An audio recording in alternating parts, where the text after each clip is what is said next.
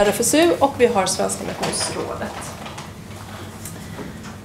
Och jag vet inte i vilken mån organisationen har tagit med sig material. Jag vet att den här skriften som är föremålet för diskussionen finns här i rummet längst bak. Eller hur? Du kan vifta lite här. Religion som tillgång i utvecklingssamarbetet. Och det här är en fråga som är angelägen, som har diskuterats från och till, men som jag vet att några av arrangörerna av det här seminariet bestämde sig för ett par år sedan att ta ett grepp om och att bidra till att fördjupa kunskap men också debatt om religionens roll i utvecklingssamarbetet.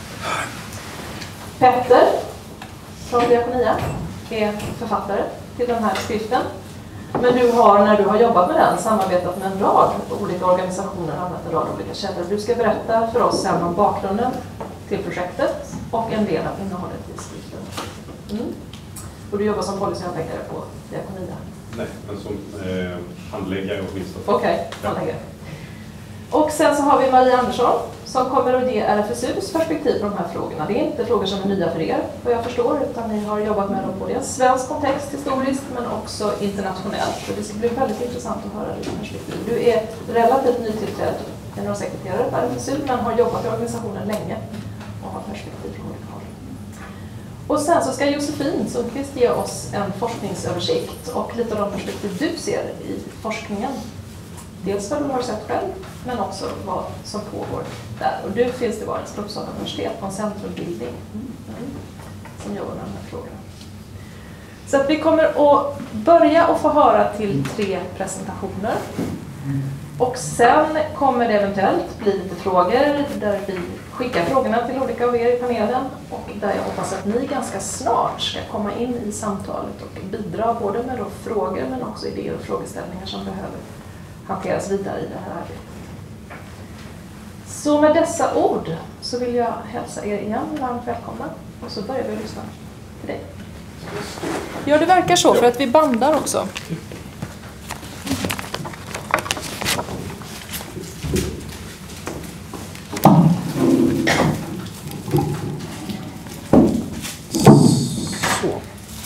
Så hoppas jag att den är riktad rätt.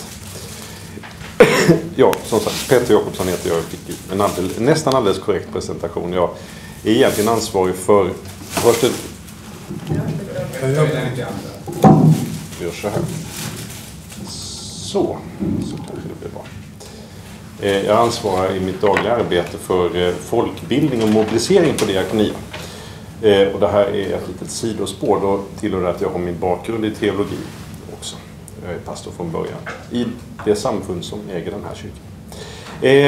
Bara för att sätta det här i någon slags perspektiv. Jag brukar använda ett exempel som jag tycker talade väldigt klart till mig. Min första föreläsning jag gick på när jag läste utvecklingsteori så var det en vänlig och klok föreläsare som stod längst fram och så skrev hon på ena sidan av den här tavlan så skrev hon ord som hade med det traditionella att göra. Där fanns by, jordbruk, självförsörjande, generell kompetens, hierarkisk struktur, religion, vidskepelse och så några saker till.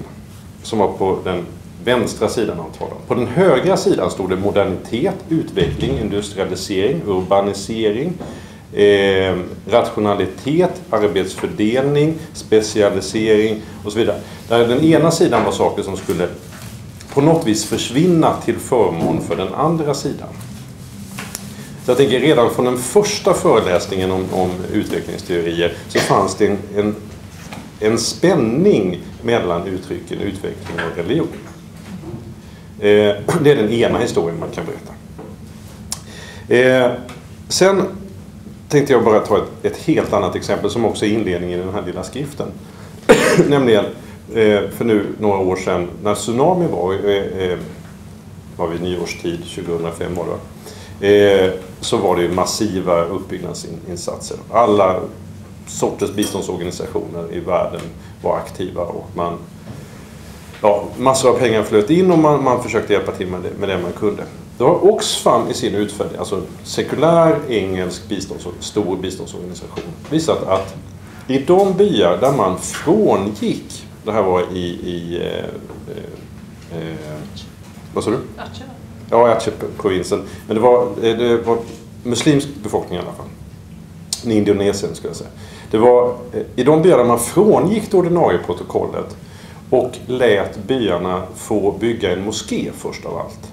Så visade det sig att allt annat återuppbyggnadsarbete gick bättre mot i de byar där man följde protokollet och inte använde biståndspengar från engelska givare till att bygga moskéer. Så alltså hela funktionen, hela det sociala kittet i de här byarna fungerade bättre om man hade en samlingslokal och den fanns någon slags struktur och en massa andra värden. Och då fick jag vid tillfälle den intressanta frågan från någon på Oxfam som sa att säg att tsunamin hade drabbat Filippinerna istället. Hade vi kunnat bygga kyrkor för sekulära engelska biståndspengar på landet längs stränderna i Filippinerna istället? Och då sa nej, antagligen inte. Därför att vi har en större belastning där. Det hade inte gått. Moskéer var okej, men kyrkor hade inte funkat. Och då kände jag att det bara väcker massor av frågor och att det är liksom ett minfält av krångel som man egentligen måste reda ut. För att kunna göra det, alltså, om man ska göra det bästa möjliga utvecklingsjobbet i krissituation så måste vi ha rätt ut de där frågorna. Så att Oxfam nästa gång kanske kan svara ja på frågan om att de möjligen då skulle kunna bygga kyrkor om man gör den analysen att det skulle hjälpa arbetet. Ulrika, du sa här att jag har jobbat i en grupp och det stämmer. Det började för, jag vet inte hur många år sedan, kanske 6-7 år sedan med representanter från de kristna ramorganisationerna som satt ner och vi började någon helt annan, jag tror att då, eller de som då började satt i den gruppen gjorde det utifrån en frustration över att de kände att vi gör ju något jättebra som trosbaserade rörelser eller som kristna organisationer. Men vi får inte full cred för det. Därför att när vi talar med Sida eller med UD så säger de att ja, men det är bara att ni är religiösa män. Det var liksom hela tiden att be lite om ursäkt för den här F-et i faith-based. Och att det var som att vi inte gjorde ett riktigt lika bra jobb på grund av det där F-et eller K-et i kyrka eller kristen eller vad det nu är. Samtidigt som vi hade inte kanske i forskning utan i någon slags magkänsla grundad tanke om att vi gjorde ett bättre jobb därför att vi var faith-based. Då känner vi att det finns en krock här någonstans, men i det läget så handlar det nog mest om känsla och sådär mellan tummen och pekfingret och inte så mycket forskningsbaserat. Så att den gruppen började samarbeta för 5-6 år sedan, försökte lyfta de här frågorna och så plötsligt var det som att öppna en dörr. Det visade sig att den här lilla gruppen satt och höll på med någonting som det plötsligt kändes som om alla andra gjorde i Europa. Nu överdriver jag lite, men ungefär så. Det kändes som att det här var en fråga som kokade och bubblade överallt. Då ska man gå tillbaka, fast vi inte riktigt hade fattat det i Sverige.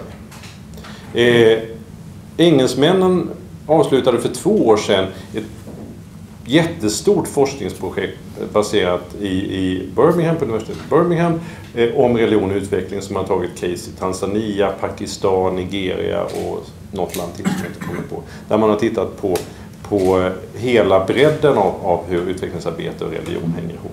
Massor av forskning.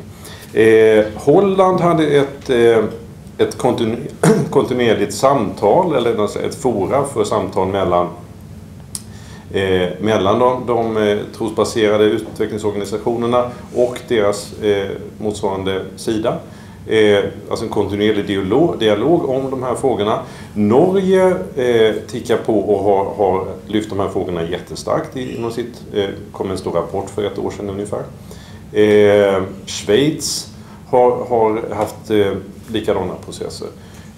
Och hela FN-systemet hade någon gång för ett antal år sedan, lite beroende på vad man tittar, vaknat upp. Världsbanken har liksom vaknat upp och ruskat på sig och konstaterade att de i deras 50-årsminnesskrift inte använder ordet religion mer än en enda gång och ordet islam ingen gång.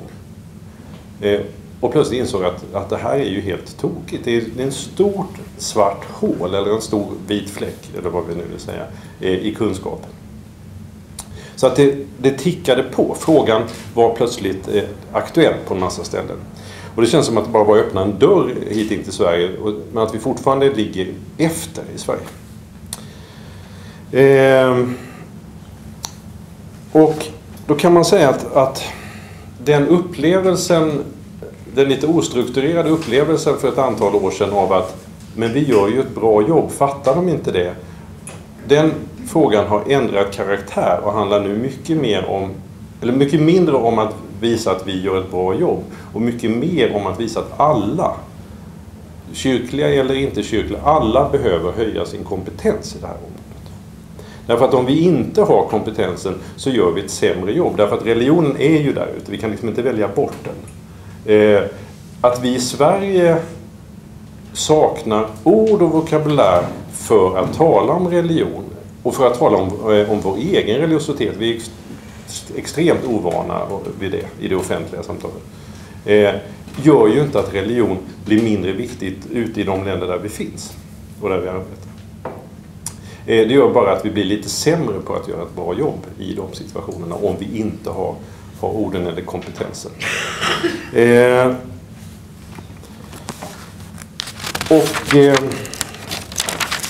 Och det man skulle kunna tänka sig, alltså den lyckligaste utvecklingen tror jag i vårt perspektiv nu, det var att religion eller kunskap om religion inom utvecklingen blev mainstreamat, det blev en självklarhet på samma sätt som gender eller genus är en självklarhet i all analys. Och allt vad vi tittar på så lägger vi ett genderperspektiv på det och det är en ryggmärgsreflex. Skulle ha samma ryggmärgsreflex runt religion därför att för de allra flesta människorna i de länderna där Sverige har utvecklingsarbete så är religion nummer 1 av identitetsskapande faktorer. Så mer kunskap. Också mer kunskap om den ganska komplicerade relationen mellan troende människor här och troende människor där. Ibland, om man ska vara lite ytlig, lite snabb, så får jag intrycket av att Sida eller UD tänker i det bästa fall om de här trosbaserade rörelserna här, att vi är en snabbkanal in i sammanhang i syd. Och så sträcker vi på oss lite och säger att men vi har ändå ett distributionsnät som i alla fall är bättre än Coca-Colas, säger vi gärna. Så vi når mindre byar än vad Coca-Cola når. Och det är sant. Men det är rätt så komplexa relationer mellan troende i norr och troende i syd. Och de har blivit krångligare. De har blivit krångligare därför att maktbalansen har förskjutits. Och det är väldigt lätt att hänga kvar i någon slags bild av moderkyrkor och systerkyrkor som talar till varandra. Medan så själva verket, nu är det ganska många kyrkor i syd som faktiskt tar avstånd från kyrkorna i norr. Och hela den här bilden av att Europa blir lite ointressant i biståndet till skillnad från andra delar av världen, det gäller ju också utbytet mellan troende människor. Europa är lite off, och USA också kanske. Kyrkorna i syd växer, har fler medlemmar, är mer dynamiska. Men de är också mer konservativa och lite krångliga ur vårt perspektiv. Och de behöver inte i samma utsträckning våra pengar. Och därför så är vi i en situation idag där det är rätt mycket krångel mellan kyrkorna i norr och kyrkorna i syd. Och det behöver vi nog både lära oss mer om och skriva mer om och ta reda på mer om. Helt enkelt därför att maktbalansen har ändrats mellan norr och syd. Jag tror att jag är rätt så nöjd. Då har jag liksom duttat ut lite av de sakerna som vi har ägnat oss åt och som har hänt de senaste 5-6 åren. Man kan konstatera att frågan är på tapeten i Sverige. Sida har definitivt fått frågan på sin tapet. UD också. Och bara det att vi sitter här ikväll indikerar att frågan finns liksom. Och skulle man titta på mängden seminarier eller saker som skrivs eller tycks om det här, så har det liksom någon sån här exponentiell kurva. Så. Innan du sätter dig, Petter, vill jag bara höra, du pratar om trossamfund och ibland pratar om kyrkor. Du har ju själv din bas i en organisation som representerar kyrkor. De andra trossamfunden i Sverige? Har de varit engagerade i arbetet? Nej, inte i det här arbetet. Alltså internationellt så finns det ju muslimska biståndsorganisationer som har bas i Europa och verkar i andra länder. Och det finns mycket skrivet och forskat runt det. I det engelska projektet så är det både muslimska och kristna organisationer som är på tapeten. I Sverige så är Islamic Relief, som är den organisationen som skulle kunna komma i fråga, så liten och har så lite resurser så att vi har bjudit och de har sagt ja, kul, säger de. Och så hinner de inte riktigt. Så att tyvärr inte, men jag tror att allt man kan säga om, alltså problemställningen är ju samma för dem och för oss. Tack, vi återkommer till dig strax. Maria, vill du berätta från ditt perspektiv? Ja, ska jag också stå här då? Kanske behöver vi sänka den här. Sänka den. Bra. Så, hörs det bra? Lite högre. Så. Ja, Maria Andersson heter jag och kommer från RFSU. Det är väldigt roligt att vara här, spännande. Och kanske kan det tyckas lite udda ämne för RFSU att tala i. Men jag kommer återkomma till det. Det är inte så udda och ovanligt som man kanske tror. Jag har tänkt att jag ska lyfta egentligen 3 perspektiv på den här frågan. Det ena handlar om att se kyrkan eller religiösa ledare som makthavare, gatekeepers eller beslutsfattare på olika sätt. Det andra är både bra och dåliga exempel från vår verksamhet. Det finns verkligen både och. Och den tredje ämnet som jag tänkte beröra lite är hur för man dialog? Hur argumenterar man? Hur diskuterar vi de här frågorna? Jag har inte så många svar, jag har mer tankar. Men om man då börjar med makthavarperspektivet så kan man ju säga, idag skulle jag vilja påstå att vi inom RFSU ser det som fullkomligt självklart att samarbeta med, förankra, i olika grad samarbeta med kyrkor eller religiösa ledare ute i världen. Vi gör det kanske inte själva, vi gör det via våra partners som bedriver arbetet. Men jag kan villigt erkänna att när vi började för vad det nu blir 15 år sedan eller någonting liknande 20 år sedan så förstod vi inte riktigt vikten av det här. Våra partners berättade för oss att det var väldigt viktigt att förankra det här nya projektet eller verksamheten hos de lokala myndighetspersonerna men också hos de lokala religiösa ledarna.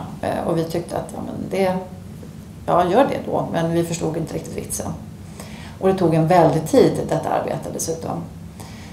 Men så lärde vi oss ganska snart att det var väldigt strategiskt, väldigt klokt tänkt utav dem. De gjorde i de allra flesta fall ett väldigt bra arbete, vilket innebar att vi fick stöd för de förändringsprojekt som vi skulle arbeta med. Inte bara från de lokala myndigheterna utan också från de religiösa ledarna som i praktiken betyder väldigt mycket för vad människor i byar och samhällen tycker och tänker och vilka samtal man för om olika frågor. Så det visade sig vara extremt viktigt. Och i dagsläget så tänker jag att det här är för oss inte konstigare än att om man ska bedriva ett förändringsarbete i Sverige eller varstans så börjar man ju alltid med att fundera på vilka är nyckelpersonerna som vi måste förankra det här arbetet hos. Vilka sitter på olika positioner som är viktiga för att föra det här arbetet vidare. Och i de länder där religion har stor betydelse och den lokala kyrkan eller trossamfundet så är de religiösa ledarna absolut nyckelpersoner. Det här ser väldigt olika ut i olika länder. Vi har jobbat många år i Indien till exempel och där har jag inte alls, eller vi har alls samma erfarenhet av att religionen har den betydelsen. Men i många afrikanska länder så har den definitivt det. Sen tänker jag också att när man gör den här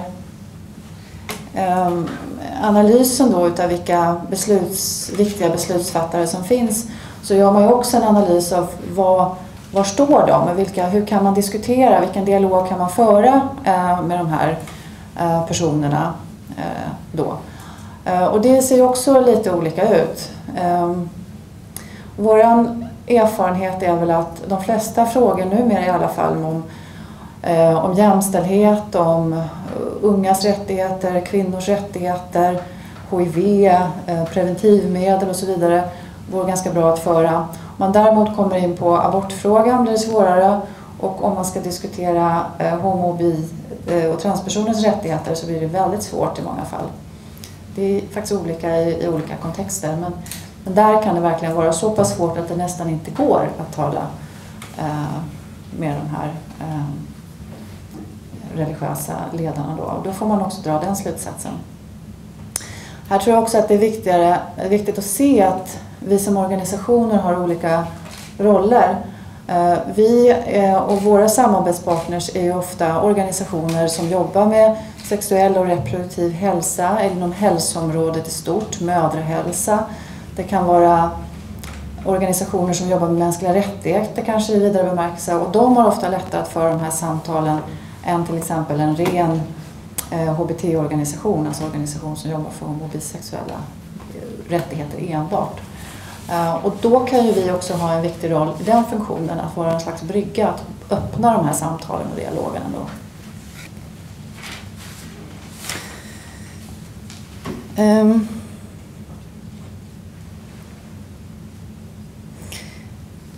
Min slutsats är då egentligen, eller det jag tänker, det som är vår slutsats, det är att se kyrkan och religiösa ledare som makthavare i den mening de är det. De är betydelsefulla personer i de här samfunden, eller i samhällena, som vi behöver närma oss för att förankra och göra ett bra arbete helt enkelt.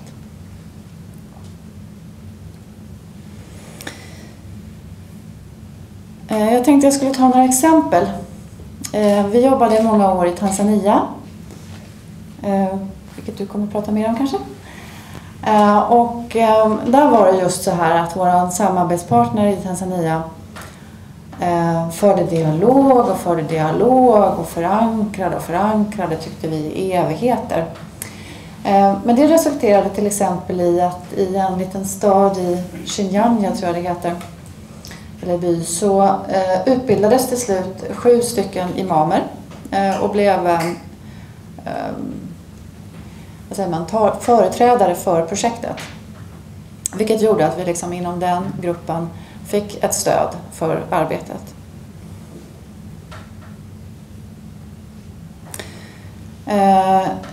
I en annan by, Kikatiti, så var det en väldigt engagerad präst som han hade, kan inte de här turerna riktigt, men de hade olika typer av gudstjänster. Bland annat hade de en ungdomsgudstjänst på söndagar, tror jag att det var.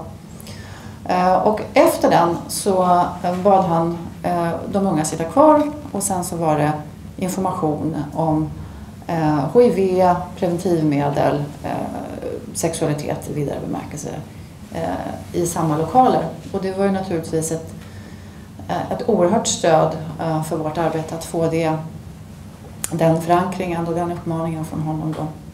Det betyder också att det är helt accepterat för de här unga att sitta kvar och lyssna. Han sa också vid något tillfälle att i fighten mot HIV och AIDS så kan man inte lämna, vad säger man på svenska, någon sten ovänd. Så man får inte lämna någon sten orörd. Man måste göra allt vad man kan.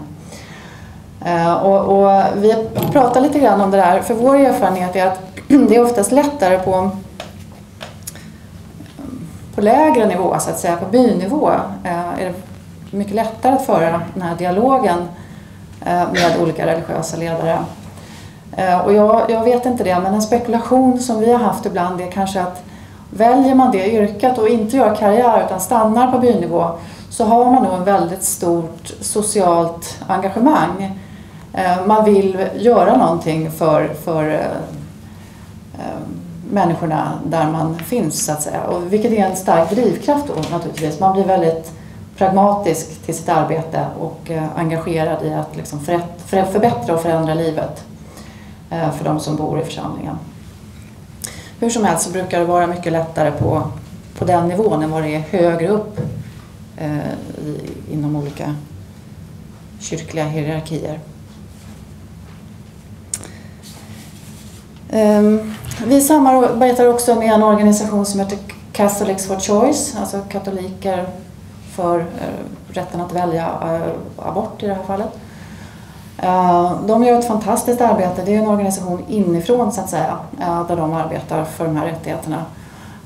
Och det är också ett bra exempel på att man inom den egna kyrkan kan driva de här då kanske kontroversiella och svåra frågorna. Och de möter naturligtvis också mycket motstånd för det arbetet. Det finns också dåliga exempel.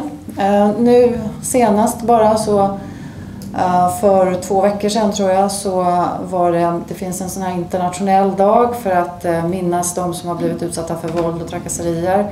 De homosexuella och bi- och transpersoner som har blivit utsatta för trakasserier. Och i samband med det så hade en organisation fått tillstånd att ordna en demonstration i Tbilisi i Georgien. De hade polistillstånd. Polisen skulle försäkra att de kunde gå den här väldigt fredliga, stilla marschen. Tyvärr så urartade det fullständigt och där var det ortodoxa präster som gick först i raden utav attackerande mot de här demonstranterna. Och polisen lyckades då inte stoppa attackerna mot demonstranterna just för att det var präster. Det finns uttalanden man har intervjuat polisen som säger att ja, men vi kan ju liksom inte putta och stoppa, vi kan ju inte göra så med präster. Så. Och därför så var det verkligen upplopp och tumult och slutade med att flera människor fick tas om hand på sjukhus efter det här då, med ganska illa skador. Nyligen, de senaste dagarna, så har det stått om den väldigt stränga abortlagstiftningen som man har i El Salvador. Där en ung kvinna, trots att hon riskerar livet, tvingas fullfölja en graviditet där ändå fostret är så pass hjärnskadat att det inte kommer att överleva. Nu fick det här lyckligtvis en vändning när en domstol tog El Salvador i örat mer eller mindre och sa att nu får ni hjälpa den här kvinnan. Men det finns många sådana exempel med religionen, där man med religionen i handen också driver frågor väldigt mycket mot de rättigheter som vi jobbar för. Och då kan man ju också fundera över, det finns socialkonservativa rörelser överallt egentligen, inom olika politiska schatteringar och troligtvis också inom olika religiösa riktningar, tänker jag då. Och det måste man också kunna se, och man måste också kunna se de här utmaningarna och svårigheterna som det innebär när man så starkt och med så mycket makt och kraft, så att säga, kan stå emot de här individuella eller olika rättigheter.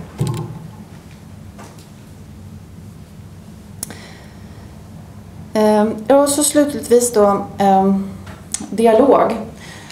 Där tänker jag att vi har fortfarande mycket kvar att lära och mycket att göra. Jag tror att det handlar om att utveckla språket som handlar om vad är det faktiskt vi vill uppnå. Vi vill uppnå minskad fattigdom. Vi vill uppnå människovärde. Människor ska ha rätt att bestämma över sina egna liv och kroppar. Och vissa traditioner och förhållningssätt motarbetar helt enkelt det här. Och då tror jag att det finns möjligheter till dialog och till diskussion i de här frågorna. Vi för dem i alla fall, och våra partners för dem på olika sätt. Och jag tycker det är intressant och viktigt att diskutera hur man kan fortsätta på ett välförankrat sätt, så att säga, fortsätta att föra den här dialogen också med kyrkor och religiösa samfund som kanske står på en annan sida från mitt perspektiv sett då, i de här frågorna. Och jag tycker att det är viktigt att vi är många olika organisationer som tar det ansvaret. Jag tror att jag stannar där. Stå kvar en liten stund, jag ska resa på mig. När vi sågs för några dagar sedan så berättade jag om att jag vid ett tillfälle för ganska många år sedan nu var med som tolk för en kubansk pastor som kom på besök hos er. Han var inte bara pastor, han var också sexualrådgivare och ville liksom suga ut och få allt det goda från RFSUs arbete. Men upplevde ju att han inte fick så mycket information som han hade trott och hoppats och var till och med lite besviken och suckade när han gick därifrån. Och då vet jag att den kollegan till dig som jobbade där då hade bara några dagar innan tagit emot någon grupp som kom just från öst någonstans, en ortodox präst och sådär. Så tänker jag att det krävs ju en enorm känslighet för att kunna möta då religion från många delar av världen, olika sammanhang också inom de här. Nu har ju du uppenbarligen funderat över de här frågorna, men hur mycket har ni, du säger det har utvecklats över tid, har ni liksom lyckats samla upp det här till en diskussion som ni för i RFSU?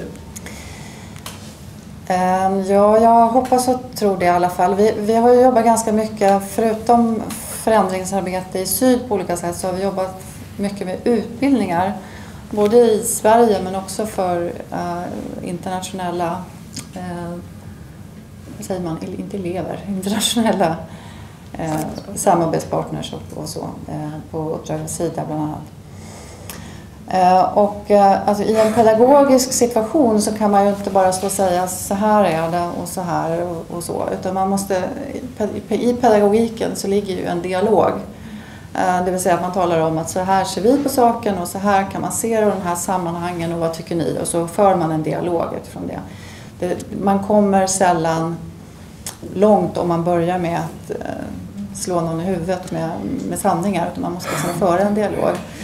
Sen är det ju väldigt olika vilka, som du säger, vilka förväntningar och bagage man kommer med. Och även om man för en sån dialog så måste man hela tiden kunna stå för vad man själv tycker och tänker och har för uppfattning om saker. Så det handlar ju inte om att ge vika på det, men det handlar mer om hur man för dialogen, så att säga. Men ni har inte varit aktivt involverade i det här projektet, men jag förstår att samtalet kommer att fortsätta sen. Ni kommer att vara med på bokmässan och så tillsammans. Men vi återkommer till det. Tack. Josefin, vill du? Ja. Ska vi se om jag får sänka micken ytterligare. Det går lite kort så. Ja, Josefin Sundqvist heter jag. Representerar idag forskningen. Och säger jag sådär med lite ironisk ton, för det är klart att det finns många akademiska fält och vi har ju inte minst liksom utvecklingsforskningen som ett fält, och sen har vi teologin och religionsvetenskapen som liksom tittar mer specifikt på religionsbegreppet och religionens roll, och sen har vi religionssociologin som jag kommer ifrån, där vi försöker liksom se både på vilken inverkan har religionen på samhället, men också i takt med samhällsförändringar.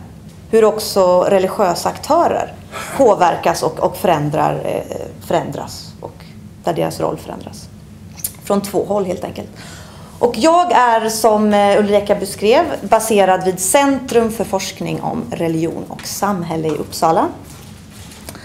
Och också har jag förmånen att vara baserad i Globala Syd i Tanzania vid det statliga universitetet i Dar es Salaam, vid sociologiska institutionen. Så jag fördelar min tid lite mellan Uppsala och Dar es Salaam. Ja, hur kan man då ge ett forskningsperspektiv på den här frågan om religionens roll i utveckling? Jo, det vi gör mycket som forskare, det är att vi tittar på begrepp och hur förståelsen av de här begreppen förändras både utifrån olika kontexter men också över tid. Och jag tänkte säga något kort om 3 begrepp som jag tycker är centrala i det här samtalet. Det första är utvecklingsbegreppet. vad är utveckling? Det andra är religionsbegreppet. Vad är religion? Eller vem är religiös? Eller vem är en religiös aktör? Och det tredje är det civila samhället.